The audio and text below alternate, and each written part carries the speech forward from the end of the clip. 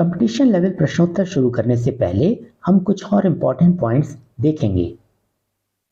पहला है, ऊष्माक्षेपी प्रतिक्रियाओं में जिस पात्र में प्रतिक्रिया होती है उसका तापमान बढ़ जाता है। दूसरा है, सभी विस्थापन प्रतिक्रियाएं ऊष्माक्षेपी प्रतिक्रियाएं भी होती हैं। तीसरा है, धातुओं की प्रतिक्रियाशीलता का यह क्रम है। चौथा है, ऑक्सीडाइजिंग एजेंट का रिडक्शन और रिड्यूसिंग एजेंट का ऑक्सीडेशन होता है। उदाहरण के तौर पर इस प्रतिक्रिया में H2 ऑक्सीजन ग्रहण कर रहा है, इसलिए इसका ऑक्सीकरण हो रहा है। यह CuO के लिए रिड्यूसिंग एजेंट यानी अपचायक का काम करेगा। इसी प्रकार CuO ऑक्सीजन खो रहा है, इसलिए इसका रिडक्शन हो रहा है। यह H2 के लिए ऑक्सीडाइजिंग एजेंट यानी उपचायक का काम करेगा। अब हम कुछ अन्य प्रतिक्रियाओं के बारे में पढ़ेंगे। इनमें से पहली है न्यूट्रलाइजेशन रिएक्शन यानी उदासीनीकरण प्रतिक्रिया। जब एक एसिड बेस के साथ रिएक्ट करता है तो ये सॉल्ट और वाटर बनाता है। इस तरह की प्रतिक्रियाओं को उदासीनीकरण प्रतिक्रियाएं कहते हैं। उदाहरण के तौर पर HCl और NaOH की प्रतिक्रिया से NaCl और वाटर बनता है। दूसरी है कंबस्शन रिएक्शन यानी दहन प्रतिक्रिया। जब एक ईंधन हवा में जलता है यानी इसका ऑक्सीकरण होता है तो इससे ढेरों ऊर्जा निकलती है। इस तरह की प्रतिक्रियाओं को दहन प्रतिक्रियाएं कहते हैं। उदाहरण के तौर पर नेचुरल गैस यानी प्राकृतिक गैस मीथेन का हवा में जलना। तीसरी प्रतिक्रिया है एस्टरिफिकेशन रिएक्शन। जब एक अल्कोहल एक एसिड के साथ रिएक्ट करता है तो यह एक मीठी सुगंध वाला पदार्थ बनाता है जिसे एस्टर कहते हैं। उदाहरण के तौर पर एथिल अल्कोहल C2H5OH एक एसिड CH3COOH से रिएक्ट करके एक एस्टर बनाता है CH3COC2H5। अब हम NCERT एग्जाम्पलर के प्रश्नोत्तर देखेंगे। पहला प्रश्न है, दी हुई प्रतिक्रिया 4NH3 + 5O2 makes 4NO + 6H2O किस तरह की प्रतिक्रिया है? विस्थापन प्रतिक्रिया, संयोजन प्रतिक्रिया, ऑक्सीकरण अवकरण की प्रतिक्रिया या उदासीनीकरण प्रतिक्रिया। चलिए इन विकल्पों को बारी बारी से देखते हैं। पहला है विस्थापन की प्रतिक्रिया। इस प्रक्रिया में ऑक्सीजन NH3 से हाइड्रोजन को विस्थापित करके NO बना रहा है, इसलिए यह विस्थापन की प्रतिक्रिया हुई। दूसरा विकल्प है संयोजन की प्रतिक्रिया। यह संयोजन की प्रतिक्रिया नहीं हो सकती क्योंकि संयोजन की प्रतिक्रिया में दो या दो से अधिक अभिकारक मिलकर एक अकेला उत्पाद बनाते हैं। इस प्रक्रिया में दो उत्पाद बन रहे हैं, इसलिए यह संयोजन की प्रतिक्रिया नहीं हो सकती। तीसरा विकल्प है ऑक्सीकरण अवकरण की प्रतिक्रिया। इस प्रतिक्रिया में NH3 हाइड्रोजन को खोकर NO बना रहा है, इसका मतलब इसका ऑक्सीकरण हुआ, जबकि ऑक्सीजन हाइड्रोजन को ग्रहण करके H2O बना रहा है, इसका मतलब इसका अवकरण हुआ, इसलिए यह ऑक्सीकरण अवकरण की प्रतिक्रिया हुई। इसका मतलब ऑप्शन 3 भी सही है। चौथा विकल्प है उदासीनीकरण प्रतिक्रिया। यह उदासीनीकरण प्रतिक्रिया नहीं है क्योंकि उदासीनीकरण प्रतिक्रिया में एक एसिड एक बेस से रिएक्ट करके सॉल्ट और वाटर बनाता है, इसलिए सही विकल्प हैं फर्स्ट और थर्ड, यानी कि विकल्प सी, जिसमें कि फर्स्ट और थर्ड को सही ऑप्शन बताया गया है। दूसरा प्रश्न, दी गई प्रतिक्रिया के लिए इनमें से कौन कौन से कथन सही हैं? दी हुई प्रतिक्रिया है 3Fe + 4H2O makes Fe3O4 + 4H2। पहला कथन है आयरन धातु का ऑक्सीकरण हो रहा है। चलिए देखते हैं। आयरन धातु Fe ऑक्सीजन को ग्रहण करके Fe3O4 बना रहा है, यानी इसका ऑक्सीकरण हो रहा है, इसलिए पहला कथन सही है। दूसरा कथन है पानी का अवकरण हो रहा है। H2O ऑक्सीजन को खो करके H2 बना रहा है, इसलिए इसका अवकरण हो रहा है, इसलिए यह कथन भी सही है। तीसरा कथन है पानी रिड्यूसिंग एजेंट की तरह काम कर रहा है, जबकि चौथा कथन है पानी ऑक्सीडाइजिंग एजेंट की तरह काम कर रहा है। तो चलिए देखते हैं तीसरा सही है या चौथा। इस प्रतिक्रिया में H2O ऑक्सीजन को खो करके हाइड्रोजन बना रहा है, इसलिए इसका अवकरण हो रहा है, इसलिए यह दूसरे अभिकारक के लिए ऑक्सीडाइजिंग एजेंट की तरह काम करेगा, इसलिए चौथा सही है, न कि तीसरा। तो सही विकल्प हुए पहला, दूसरा और चौथा, यानी ऑप्शन सी। तीसरा प्रश्न, इनमें से ऊष्माक्षेपी प्रतिक्रियाएं कौन कौन सी हैं? पहली है पानी की क्विकलाइन से प्रतिक्रिया, दूसरी है किसी अम्ल की सांद्रता को कम करना, तीसरी है पानी का वाष्पीकरण और चौथी है कपूर का ऊर्ध्वपातन। चलिए हम इन्हें एक एक करके देखते हैं। क्विकलाइन की पानी से प्रतिक्रिया का समीकरण है CaO plus H2O makes CaOH twice plus heat. चूंकि ऊष्मा निकल रही है इसलिए यह ऊष्माक्षेपी प्रतिक्रिया हुई। जब सांद्र अम्ल में पानी मिलाया जाता है तो ढेर सारी ऊष्मा निकलती है, इसलिए यह भी ऊष्माक्षेपी प्रतिक्रिया हुई। पानी ऊष्मा को अवशोषित करके वाष्पीकृत होता है, इसलिए यह ऊष्मा शोषी प्रतिक्रिया हुई। कपूर ऊष्मा पाकर धीरे धीरे गायब होता है, इसलिए यह भी ऊष्मा शोषी प्रतिक्रिया हुई। तो सही कथन है पहला और दूसरा, और सही विकल्प है ए। चौथा प्रश्न, एक बीकर में पोटेशियम परमैंगनेट का विलयन रखा है। इसमें फेरस सल्फेट का विलयन धीरे धीरे मिलाया जाता है। इनकी प्रतिक्रिया से पोटेशियम परमैंगनेट का बैंगनी रंग धीरे धीरे हल्का होता है, फिर रंगहीन हो जाता है। इनमें से सही स्पष्टीकरण है। इस प्रतिक्रिया का संतुलित रासायनिक समीकरण है 10FeSO4 plus 2KMnO4 plus 8H2SO4 makes 5Fa2SO4 thrice plus K2SO4 plus 2MnSO4 plus 8H2O। इसका मतलब फेरस सल्फेट से फेरिक सल्फेट बन रहा है। फेरस सल्फेट में ऑक्सीजन के 10 गुणे 4 यानी 40 परमाणु हैं, जबकि फेरिक सल्फेट में 4 गुणे 3 यानी 12 और 12 गुणे 5 यानी 60।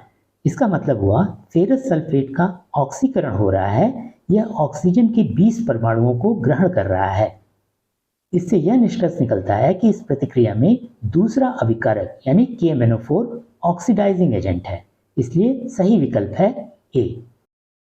पांचवा प्रश्न, एक्वस लेड नाइट्रेट और एक्वस पोटेशियम आयोडाइड की परस्पर द्विविस्थापन प्रतिक्रिया से पीले रंग का अवक्षेप लेड आयोडाइड बनता है। अगर लेड नाइट्रेट उपलब्ध नहीं है तो इनमें से किसे लेड नाइट्रेट की जगह इस्तेमाल कर सकते हैं। इस प्रतिक्रिया का संतुलित रासायनिक समीकरण है PbNO3 twice plus 2Ki makes PbI2 plus 2KNO3। PbNO3 twice Pb++ और NO3 माइनस आयनों से मिलकर बना है। इसकी जगह जो भी पदार्थ होगा उसे भी X++ और Y- जैसा होना चाहिए। पहला विकल्प है लेड सल्फेट। लेड सल्फेट का रासायनिक सूत्र है PbSO4 यानी Pb++ और SO4 आयनों से यह मिलकर बना है। यह Y- से मैच नहीं करता, इसलिए यह विकल्प सही नहीं है। दूसरा है लेड एसीटेट। लेड एसीटेट का रासायनिक सूत्र है PbCH3COO ट्वाइस, जो कि Pb++ और CH3COO- आयनों से मिलकर बना है। यह एग्जैक्टली X++ और Y- से मैच करता है, इसलिए यही विकल्प सही है। चलिए अब हम बाकी दो विकल्पों को भी देख लेते हैं। अमोनियम नाइट्रेट का रासायनिक सूत्र है NH4NO3। यह NH4+ और NO3- आयनों से बना है, यानी यह X++ और Y- से मैच नहीं करता। पोटेशियम सल्फेट का रासायनिक सूत्र है K2SO4। यह K+ और SO4- आयनों से बना है, यह भी X++ और Y- से मैच नहीं करता। अब हम संक्षिप्त उत्तर वाले प्रश्न देखेंगे। छठा प्रश्न, निम्नलिखित प्रतिक्रियाओं के संतुलित रासायनिक समीकरण लिखिए और प्रतिक्रियाओं का प्रकार भी बताइए। पहली है, एक उत्प्रेरक की उपस्थिति में और 773 केल्विन तापमान पर नाइट्रोजन और हाइड्रोजन गैसों की परस्पर प्रतिक्रिया से अमोनिया गैस बनती है। इसमें नाइट्रोजन के लिए N2, हाइड्रोजन के लिए H2 और अमोनिया के लिए NH3 लिखेंगे। अब इन्हें बैलेंस कर लेंगे। एरो के ऊपर उत्प्रेरक लिखेंगे और नीचे तापमान।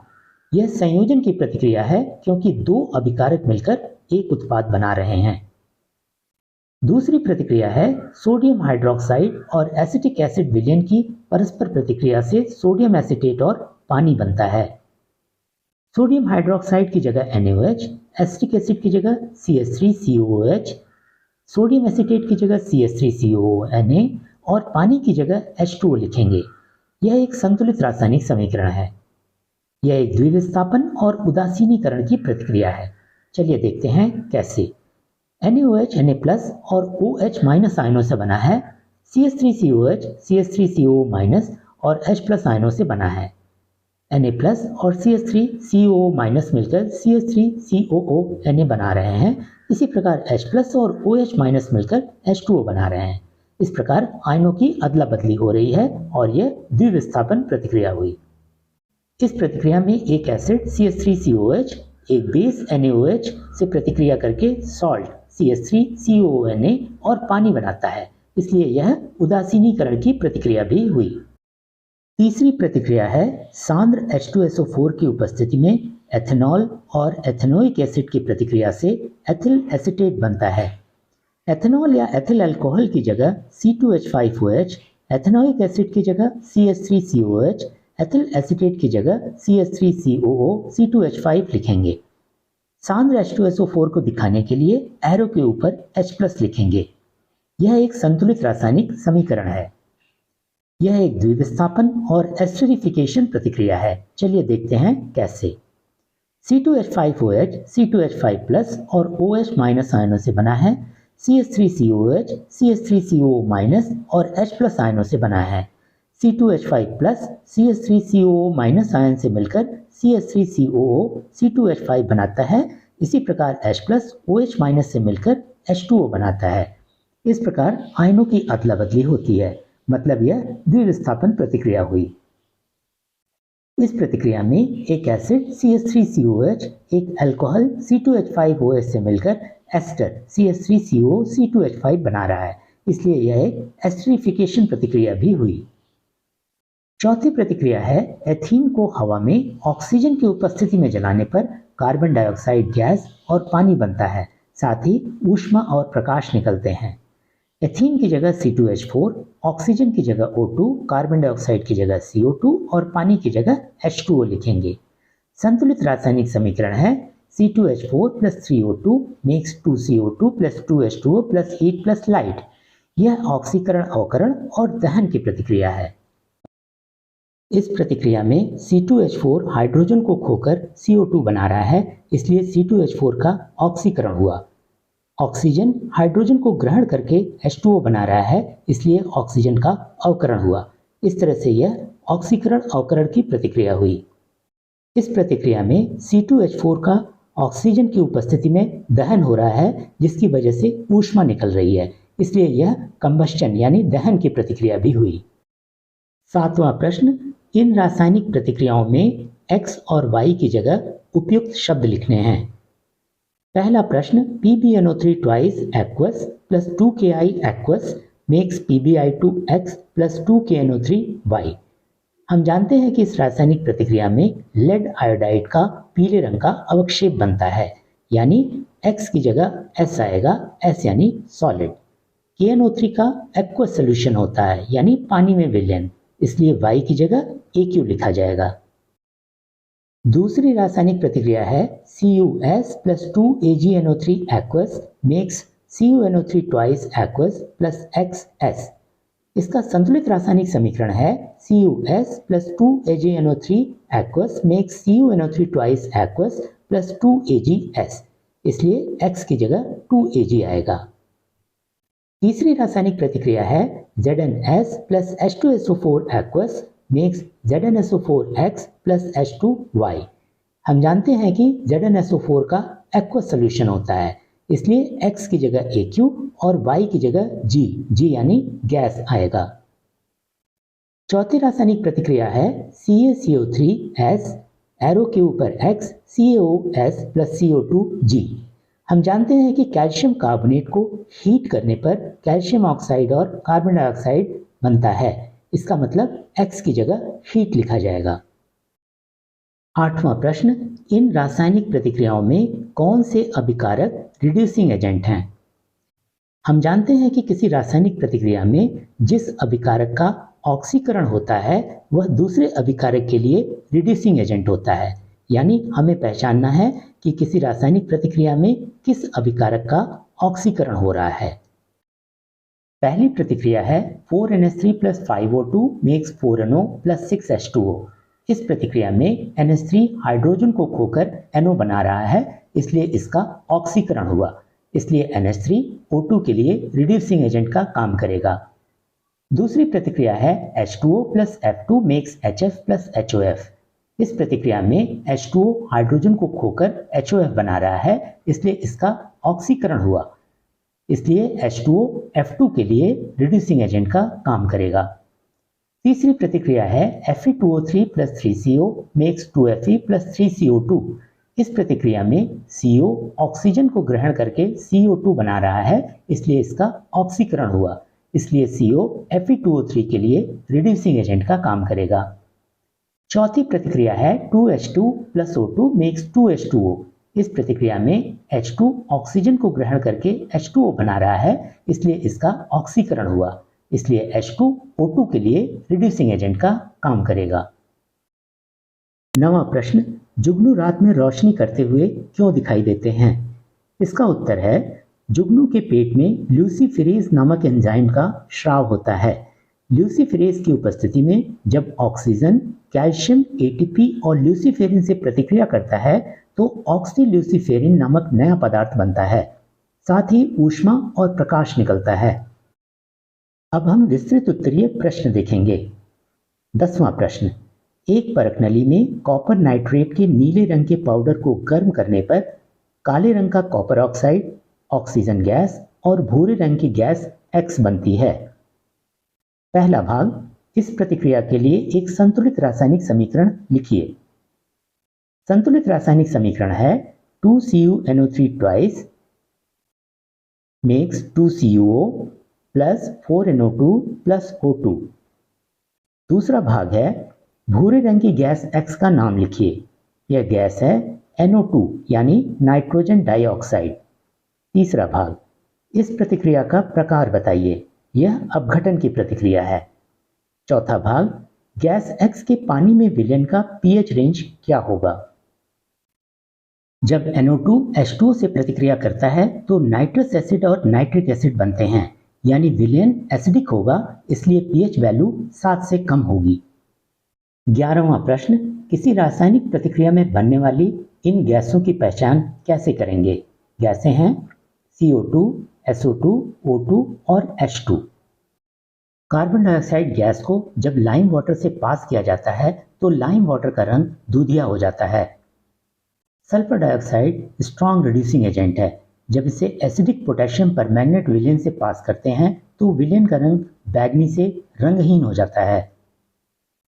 एक जलती हुई मोमबत्ती को परख नली या अन्य पात्र जिसमें रासायनिक प्रतिक्रिया हो रही है के मुंह के पास ले जाने पर यदि मोमबत्ती की लौ तेज हो जाए तो निकलने वाली गैस ऑक्सीजन है, क्योंकि ऑक्सीजन जलने में सहायक होती है।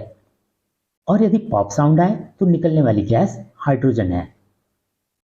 12वां प्रश्न, आपके पास कॉपर और एल्यूमिनियम के बने हुए 2 पात्र हैं और साथ ही dilute hydrochloric acid, dilute nitric acid, zinc chloride और पानी है। इनमें से कौन से विलयन को किन पात्रों में रख सकते हैं? हम बारी बारी से सभी विलयन की कॉपर और एल्यूमिनियम से होने वाली प्रतिक्रिया पर विचार करेंगे। यदि रासायनिक प्रतिक्रिया होती है तो उस विलयन को उस पात्र में नहीं रख सकते और यदि नहीं होती है तो रख सकते हैं।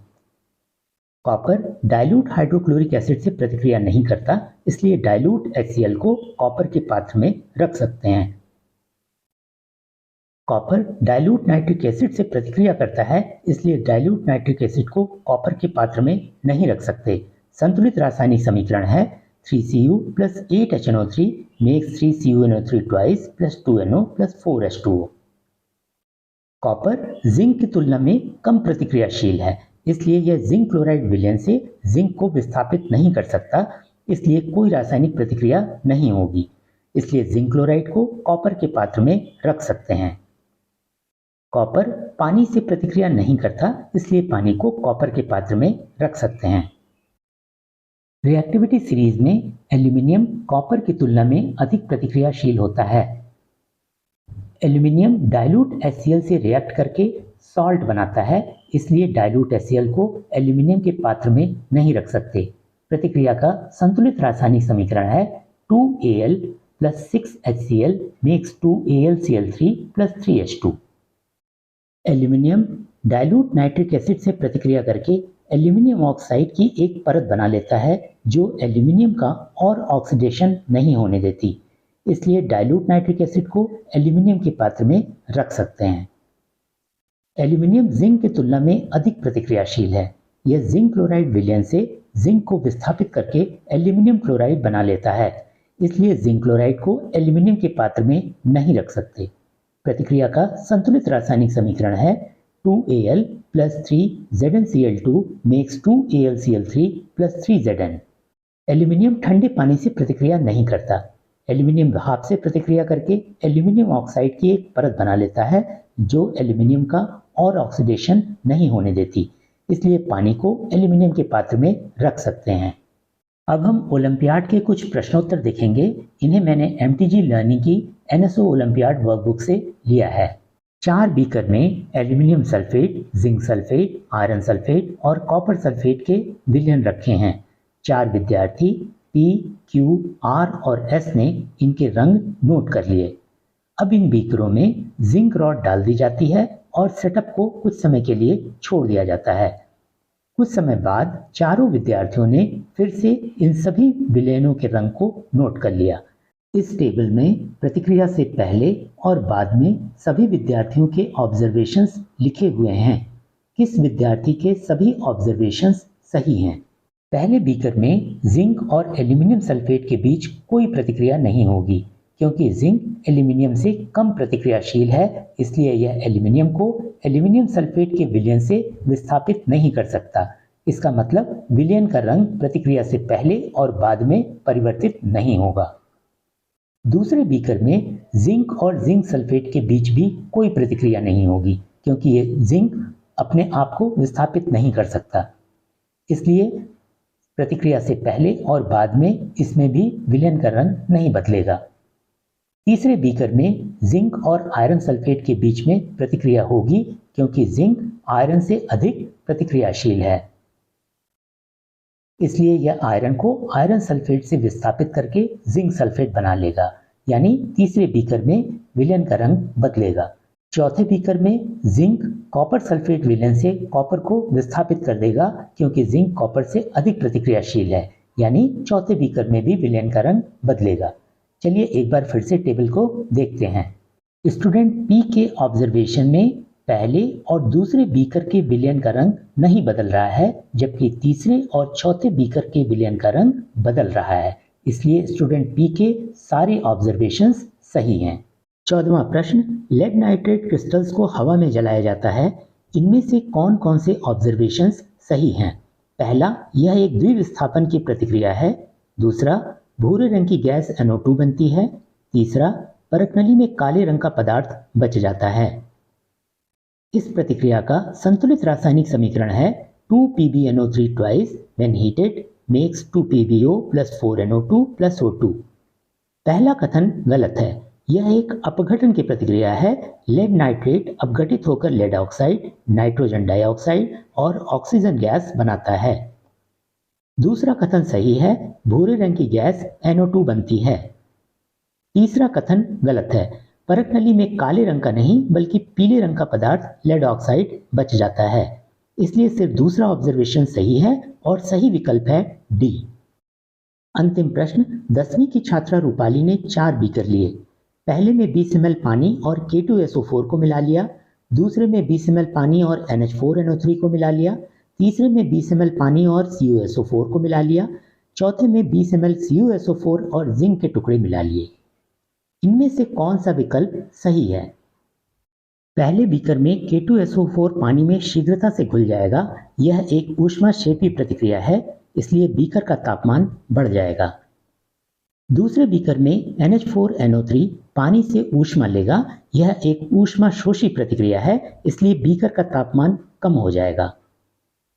तीसरे बीकर में पानी के अणु CuSO4 क्रिस्टल से जुड़ जाएंगे और ऊष्मा निकलेगी, इससे बीकर का तापमान बढ़ेगा। चौथे बीकर में जिंक कॉपर सल्फेट विलयन से कॉपर को विस्थापित कर देगा। यह भी एक ऊष्माक्षेपी प्रतिक्रिया है, इससे बीकर का तापमान बढ़ेगा, यानी पहले, तीसरे और चौथे बीकर का तापमान बढ़ेगा और दूसरे बीकर का तापमान घटेगा, इसलिए सही विकल्प है बी। आप कंपटीशन लेवल के और भी प्रश्न हल कर सकते हैं। लिंक्स नीचे डिस्क्रिप्शन बॉक्स में दी हुई हैं। यदि आपको कोई प्रश्न पूछना है तो हमारे डिस्कॉर्ड सर्वर को ज्वाइन कर सकते हैं। अगर आपने हमारे चैनल को अभी तक सब्सक्राइब नहीं किया है तो अवश्य करिए।